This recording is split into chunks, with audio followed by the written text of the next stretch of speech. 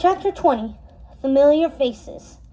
Despite the confrontation, Red slept better at this Turtle Inn that night than she had in years.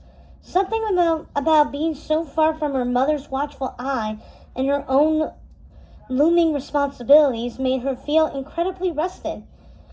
Even the air here seemed easier to breathe. As soon as a ray of light slithered through her curtains, Red jumped out of bed and threw the drapes back from the window. There, laid out flat and blue before her, was the endless expanse of the sea. Red couldn't stop staring. It was bigger than she'd ever imagined, more powerful than any illustration she'd seen in a book. The sunlight glinted off the water and created bright spots in her vision even when she closed her eyes. She, Ace, and Chester ate breakfast at the inn's dining room where there was fresh cream to go with the oatmeal and tiny cubes of sugar for the tea. Red turned her chair backwards so she could see the water, and Ace chuckled at her. It was strange to think that the Wonderland High kids were starting their days at the same time, eating bowls of cold porridge and drinking glasses of water. "So what's the plan?" Chester finally asked. "Is there a school around here? Maybe we could try to find some kids our age and ask them for advice," Ace offered. "Or we could go to the beach to see if there's anyone, To be honest, I didn't actually think we'd get this far." "Me neither," Red admitted, "but I think talking to people is the right idea." When they had eaten all the sweet oatmeal they could, the three piled into the roadster and Chester adjusted his mirrors. "The streets here are much narrower than in the capital," he said. "That's the only gripe I have. It wasn't built for cars." He pressed down carefully on the gas and eased out. "Watch out for that walker," Ace said, half-turned in his seat. "And there's a group of kids." "Okay, now you're good." Chester put on some speed just as Red looked the other way. "Wait, Chester, there's—" Too late. Chester backed right into the side of an oyster cart that had appeared out of nowhere. The cart's gate fell open and the barnacled gray shells clattered everywhere. Into the back seat, over the roadster, and onto the street. Red covered her nose and mouth. "Clubs!" he cried. "Is anyone hurt?" Ace climbed out of the car and inspected the damage. He winced. "Only the roadster, a little bit." The driver of the cart walked over. "Hearts!" He took his hat off. "I didn't see you there." "Sorry about this," Chester said. "Is your cart okay?" "Looks to be. Can't say the same for you, though." Chester groaned, seeing the scratch on the roadster's creamy paint for himself. "It's okay," Red said, jumping out and trying not to gag from the fishy smell. "We'll help you clean this up, and then we'll find a place that can fix it, Chester." The four got to work, scooping up armfuls of oysters and reloading them into the cart. Halfway through the job, Red saw the dismay that the girl from the tavern last night was on the other side of the street with her arms crossed, watching them intently. To Red's surprise, she started over and picked up an oyster. "Can I help?" Red blinked. "Be our guest." With the girl's help, they cleaned up quickly and waved to the fisherman as he pulled away. The girl turned to Red and looked her straight in the eye. "You are the daughter of the Queen of Hearts, aren't you?" Red didn't say anything, but she guessed the expression on her face was answer enough. "It's okay," the girl said. "Look, I'm sorry for losing my cool last night. I shouldn't have been so quick to judge. I assumed the worst. But when I saw you get out to help this quick guy so quickly, I knew I'd been wrong. The Queen of Hearts would never do manual labor on her own, much less labor that helps another person. So maybe you're not as bad as her." Red laughed nervously. "Well, thanks. I know Bramble Bay likes to keep to itself, and seeing how different things are here, I can understand why. I'm sorry we lied, but we didn't want to alarm anyone." The girl stuck out her hand. "My name is Dee. Is there any chance you know my sister Twee?"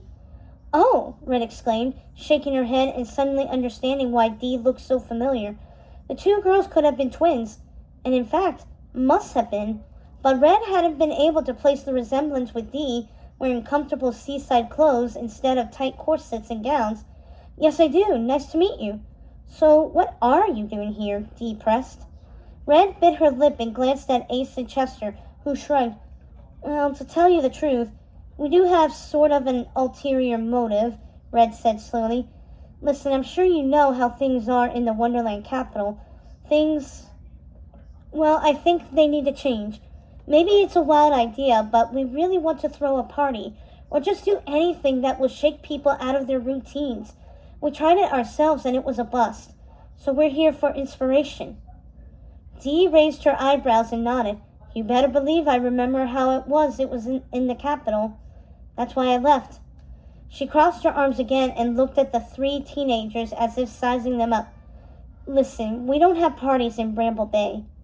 Red sighed. She supposed it had been too much to hope for. But, Dee continued slowly, we sometimes throw shindigs, the occasional soiree, a function here and there, and in fact, there's one of those things happening tonight. Oh, is there? Chester said slyly. You three seem okay after all, Dee said. If you swear not to arrest us, I'd be happy for you to come. You couldn't arrest a Burrowgrove, Ace said. Red frowned. I'd like to think I could, but really, Dee, we know how big of a deal this is. That would be amazing, and we'll take it very seriously. Not too seriously, I hope, Dee winked. Then it's settled. Meet me at the fountain in the square tonight, and I'll take you there. Things are supposed to kick off around 7 o'clock-ish. As long as we have the car back by the end of the night, Chester said. And I can tell my mom the Duchess had a few more tasks for me, said Red. Ace grinned at Dee. We're there. Dean leaned over to inspect the damage to the roadster. One more thing. Head down to the cove by the harbor and the little line of shops there. I have a friend, Jace, who'll be able to fix your car right up. You can tell him I sent you.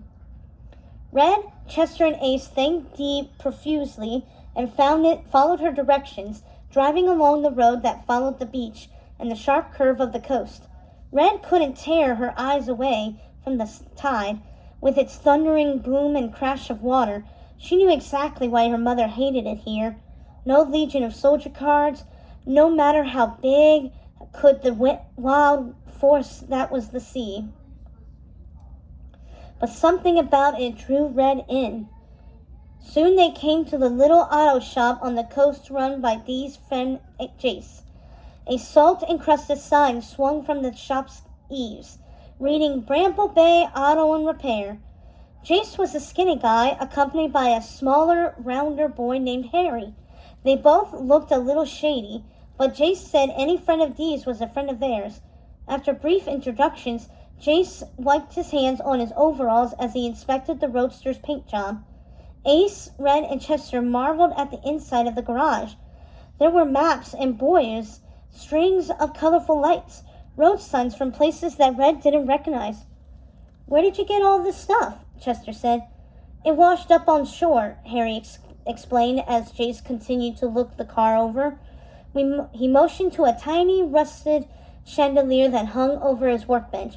We get a lot of cool things that way. It's another part of Bramble Bay that we have to hide from the Queen. But it's also a luxury that we get to keep a secret. But we're good at that, yeah? Queen doesn't have anything on Miss Corella, that's for sure, said Jace. But he cut his eyes over to Red, frowning. So if I ever hear you snitched, Red held up both hands. I wouldn't. Anyway, this repair shouldn't be any problem, Jace said. I brought cars back from the brink of junkyard death. And luckily I have some coating that's the same color as this paint. You all want to hang out while we work on it? Sure, Chester said, taking a seat on a crate in the garage. Jace, Harry, I have a question, Red said slowly. Shoot. I don't want to sound rude, but why are you guys here? In Wonderland. And you mentioned Miss Corella? You guys are from that other place, aren't you? Jace found a rag and wiped his hands. It's a fair thing to ask. Harry and I got stuck here when they closed the rabbit hole, and, well, that was that. I'm so sorry, Red murmured. Yeah, it's not great, especially as all the Owl kids are welcome in Ordon now. As soon as we have the chance, we're all breaking out of here and not coming back, and we're taking Dee with us. Red didn't know enough about the sealing of the rabbit hole. King Beast of Ordon had done it before she was born. All she knew was that it made travel into and out of Wonderland impossible. And how are you going to do that? Jace leaned down and whispered too low for the others to hear. The rabbit hole isn't the only way out of Wonderland, you know. There's also the Pool of Tears. The Pool of Tears? What's that? It's supposed to be some kind of lake, and if you can swim into it, you could come out somewhere else, somewhere even the Queen can't find you. Red thought on that. Another way out. It seemed impossible. What made Dee come to Bramble Bay? Red asked. She'd had enough of the capital, Jace sighed as he worked epoxy into the gash on the car. She saw what her options were, noblewoman or soldier card, and got out when she could. Between you and me, I think she had a very hard time leaving her sister. Dee couldn't convince her to come. I'm sorry, Dee murmured. Yeah, she doesn't like to talk about it, but she's in the same boat as a lot of the folks here. Red felt an uncomfortable warmth creeping up her neck, and wanting to change the subject. She thought of Chester's family, the divide between families who wanted to stay in Bramble Bay and the ones who chose to stay in the capital. Separated by miles of difficult travel, it felt like it was all Red's mother's fault. Ace seemed to sense Red's distress and jumped in. Are you guys going to the function tonight? He asked Jace. Dee told us it's going to be great. Harry and Jace exchanged grins. Wouldn't miss it. Now, it's not a party, let's all be clear on that, but we do the best we can. I'm excited, Chester said, no matter how big or small. Red watched Jace apply the paint and buff the spot over and over again, the scratch on the car slowly disappearing. Red wished she could make things better like that. With their plans, she would. She was determined to.